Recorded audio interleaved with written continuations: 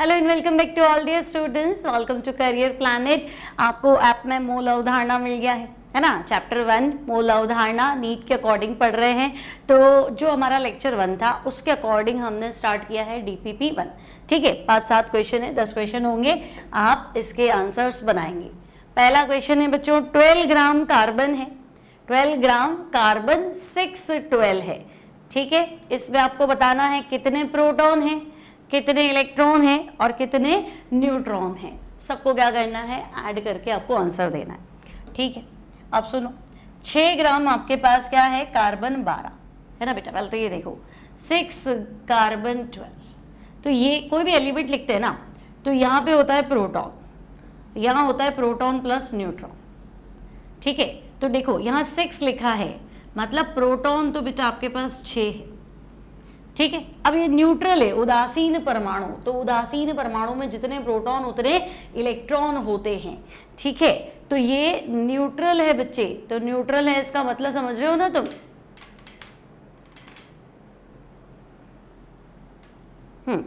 Neutral है इसका मतलब इलेक्ट्रॉन भी कितने होंगे, तो हम कहेंगे 6 होंगे, और न्यूट्रॉन कितने होंगे, तो बेटा p प्लस n में से p माइनस करो, बोलो p प्लस n में से p माइनस करो, क्या आएगा, n आएगा।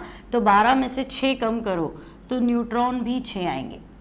ठीक है, तो मैं तुम्हें कह रही हूँ proton plus electron plus neutron, तो ये भी 6 है, ये भी 6 है और ये भी 6 है, तो 6 6 12 और 6 कितने हो गए, 18।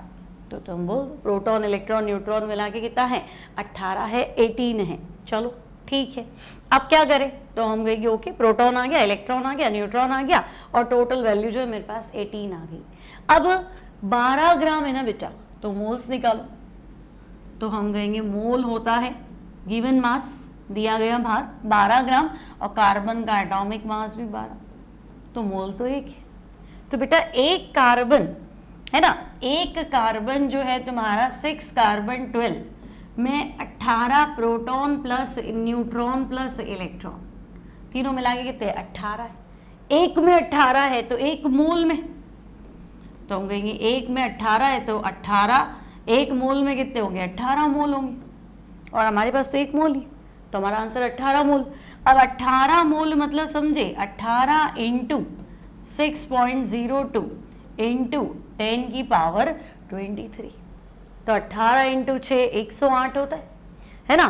तो 108 इंटू 10 की पावर 23, तो 10 की पावर 23 तो है, लेकिन ये नहीं होना चाहिए। अब 108, ठीक है, देखो इसका पॉइंट उड़ा दो, है ना, अगर इसका पॉइंट उड़ा दूं तो नीचे 2 0 आ गए 108 के लिए, तो 10 की पावर 23, तो ये तुम्हारा आंसर हो गया ऑप्शन 3। ठीक है, 18 इंटू 6 कितना हुआ, 108 हुआ ना लगभग, इंटू 10 की पावर 23। क्लियर, समझ में आ गया कैसे करना है ना। आगे बढ़े, नेक्स्ट देखो, यूरेनियम के एक परमाणु का भार 238 है।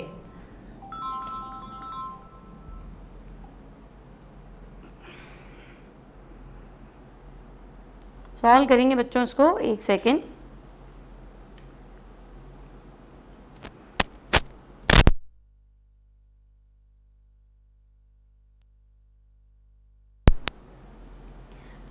चलो, यूरेनियम के एक परमाणु का भार 238 है, इसका वास्तविक भार ग्राम्स में होगा। तो बच्चा 238 AMU, जो मैंने आपको सिखा रखा है, एक AMU होता है 1.66 इंटू 10 की पावर -24 ग्राम्स। ठीक है, एक AMU होता है 1.66 इंटू 10 की पावर -24 ग्राम्स। अब बोलो, तुम्हारे पास 238 AMU है, तो एक में इतने ग्राम है ना, तो 238 में 238 इंटू 1.66 इंटू 10 की पावर -24 ग्राम्स। ठीक है, तो 238 को क्या करो, 1.66 से मल्टीप्लाई कर लो, है ना। तो तुम मुझे बताओ 1.238, हाँ अब देखो 10 की पावर -24 तो है, अगर मैं इसको 200 भी मान लूँ ना बेटा, तो ये 2 0 कम हो जाएगी, 10 की पावर माइनस बढ़ने का तो कोई सवाल ही नहीं, है ना। अगर मैं इसको 200 भी मान लूँ तो ये क्या हो जाएगा, 2 0 कम हो जाएगा, तो -27 तो नहीं हो सकता, ये तो पॉसिबल ही नहीं है। तो पॉसिबल आंसर क्या है 3.94 इंटू 10 की पावर -22, समझे, ग्राम्स के अंदर, है ना। क्यों, तो दिमाग लगा लो, सॉल्व क्यों करना है इसको, है ना, सॉल्व नहीं करना है, सीधा आंसर देना है, ठीक है। तो आपका करेक्ट आंसर हो जाएगा ऑप्शन 2। नेक्स्ट देखेंगे, जल के एक अणु का वास्तविक भार होगा, ठीक है। अब तुम्हारे को बताना है जल का एक अणु, समझे मेरी बात, जल के एक अणु का वास्तविक भार, और ऑप्शन तो ग्राम्स में। अब जल का फॉर्मूला H2, क्या बेटा, जल का फॉर्मूला क्या, तो हम कहेंगे H2, और H2O मतलब क्या, तो तुम कहोगे H प्लस O, ठीक है। तो 1 + 1 + 16, तो मैं कहूंगी एक अणु का भार तो 18U है, या AMU बोलो, है ना, सिखाया था आपको लेक्चर 1 में। और 18U को ग्राम्स में कन्वर्ट करो, तो 18 इंटू 1.66 इंटू 10 की पावर -24 ग्राम। तो देखो ये आंसर तो है नहीं, क्योंकि 1.66 को 18 से मल्टीप्लाई करना था, है ना। तो मैं कहूँगी चौथा आंसर तो नहीं। तो 18 ग्राम वास्तविक भार पूछा है ना, तो एक अणु का पूछा है, देखो ये 1 मोल का है, तुम्हें लगे जल का भार 18 ही तो होता है, वो सही है, लेकिन बेटा वो 18 ग्राम जो होता है ना, वो 1 मोल का भार होता है, 1 मोल का, Na अणुओं का भार।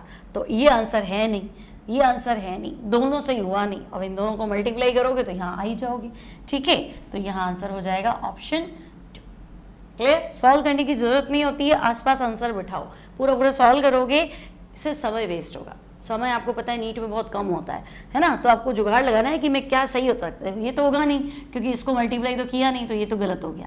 18 ग्राम नहीं होगा, है ना, क्योंकि 18 को इससे मल्टीप्लाई करना है, तो ये आंसर हुआ नहीं, तो ये दो है नहीं, ये हो नहीं सकता, तो फिर यही तो बचा, ऐसे सॉल्व करना है। नेक्स्ट देखो, मेथेन के एक अणु का द्रव्यमान, ये शायद कराया भी था बेटा, मेथेन CH4, तो हम कहेंगे कार्बन का 12 प्लस 1 हाइड्रोजन का 1 4 का, तो हम कहेंगे ठीक है 16U। अब बेटा 16U को ग्राम्स में कन्वर्ट करो, तो 16 इंटू 1.66 इंटू 10 की पावर -24 ग्राम्स।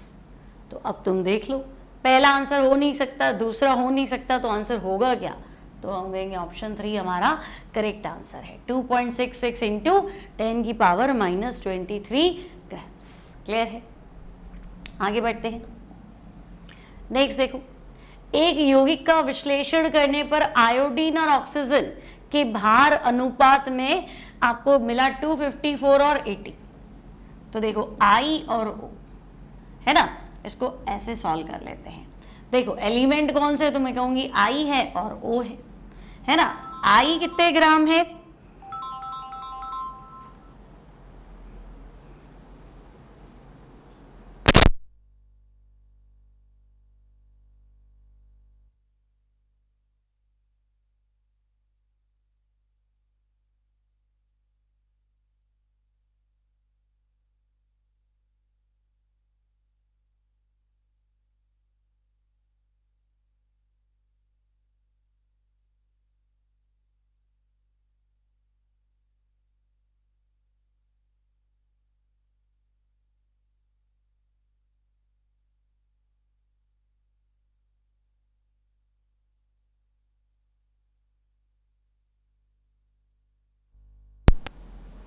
हाँ बेटा, एक यौगिक का विश्लेषण करने पर आयोडीन और ऑक्सीजन आपके पास है 254 और 80, ठीक है। अब आपको क्या करना है, इसका सूत्र बताना है। तो I और O, तो देखो I तो है बच्चे 254 ग्राम्स, है ना, और ऑक्सीजन कितना है, तो ये है 80 ग्राम्स। अब मोल निकालो, ठीक है। तो देखो मोल क्या हो गया, दिया गया भार बट्टा परमाणु भार 127, तो ये तो 2 आ गया। ऑक्सीजन का भार तो दिया तो कितना है 80, और परमाणु भार कितना है 16, तो 5। तो I और ऑक्सीजन का मोलर अनुपात, मोल्स का रेशियो लेते हैं, मास का नहीं लेते हैं, तो 2 और 5। तो फॉर्मूला क्या बनेगा, तो हम कहेंगे I 2 और ऑक्सीजन 5। तो यहाँ आपका आंसर सेट हो जाएगा ऑप्शन 4। क्लियर है ना, मोल निकालना तो आता ही, भार बटा परमाणु भार, ठीक है।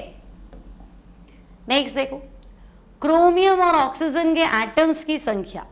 देखो क्रोमियम और ऑक्सीजन, है ना। क्रोमियम के एटम कितने हैं 4.8 इंटू 10 की पावर 10, ठीक है। ऑक्सीजन के एटम कितने हैं 9.6 इंटू 10 की पावर 10, ठीक है।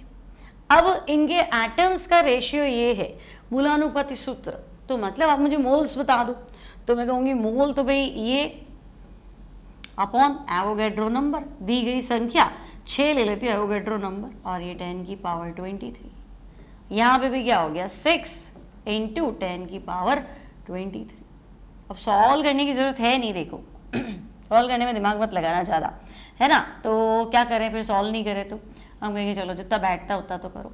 10 की पावर 10, 10 की पावर 10 काट दूँ, पीछे कितना बचा 10 की पावर -13, और ये कट रहा है क्या, देखो 48, 6 की टेबल में 48 आता है क्या, है ना। 0.8 कर दूँ, 0.8 इंटू 10 की पावर -13, और ये देखो, है ना, नीचे कितना बचेगा 10 की पावर 13 बच रहा है, और ये कट रहा है 6 1 जा 6 और 0.4 आ जाएगा, है ना। 6 कम 6 हो गया 3, 9 4 जा 36 होता है ना।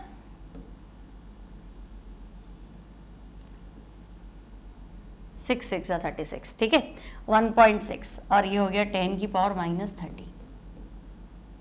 अब क्या करें, तो देखो पहले हमने मोल्स निकाले। मोल्स का फॉर्मूला क्या होता है, गिवन नंबर, दी गई संख्या, है ना, अपॉन एवोगैड्रो नंबर, ठीक है, ये मोल का फॉर्मूला है। तो मैंने मोल्स निकाले बच्चे, दी गई संख्या, इसकी संख्या ये रही, डिवाइड बाय एवोगैड्रो नंबर, यहाँ पे भी दी गई संख्या ये और डिवाइड बाय एवोगैड्रो नंबर, ठीक है, ये मैंने मोल्स निकाल दिए। अब क्या करूँ, तो अब क्या करना है, जो छोटा नंबर है उसको दोनों में डिवाइड कर दो।